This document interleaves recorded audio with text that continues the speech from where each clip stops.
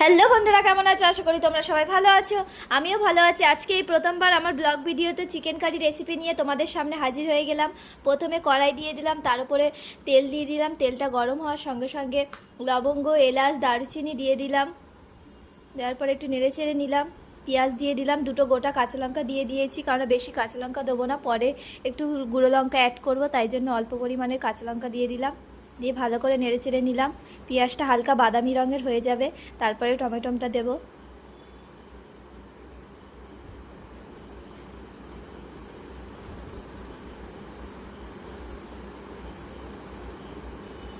এবার টমেটোটাকে অ্যাড করে নিলাম, নিয়ে ভালো করে ফের হালকা নেড়ে চেড়ে নিলাম।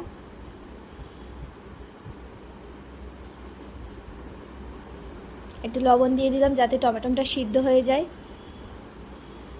ভালো করে টমেটোটা নেড়ে চেড়ে নিলাম।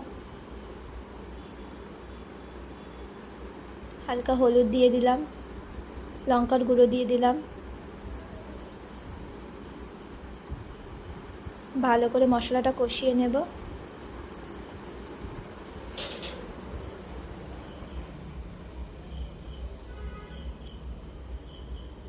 একটু আদা বাটা দিয়ে দিলাম, তারপর একটু রসুন বাটা দিয়ে দিলাম, দিয়ে ভালো করে ফের কষিয়ে নিলাম।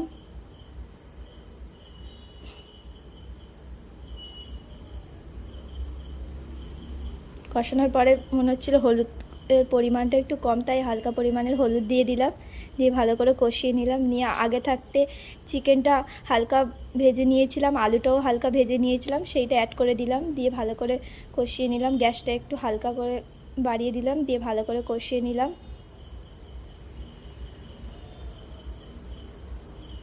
ভালো করে নেড়ে চেড়ে ভালো করে কষিয়ে নিলাম, কারণ চিকেন যত পরিমাণের কষানো হবে ততটাই কালার আসবে এবং স্বাদটা বেশি ভালো পাওয়া যাবে।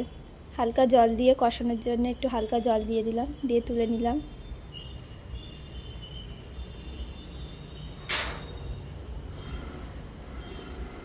নেওয়ার পরে ভালো করে কষিয়ে নিলাম।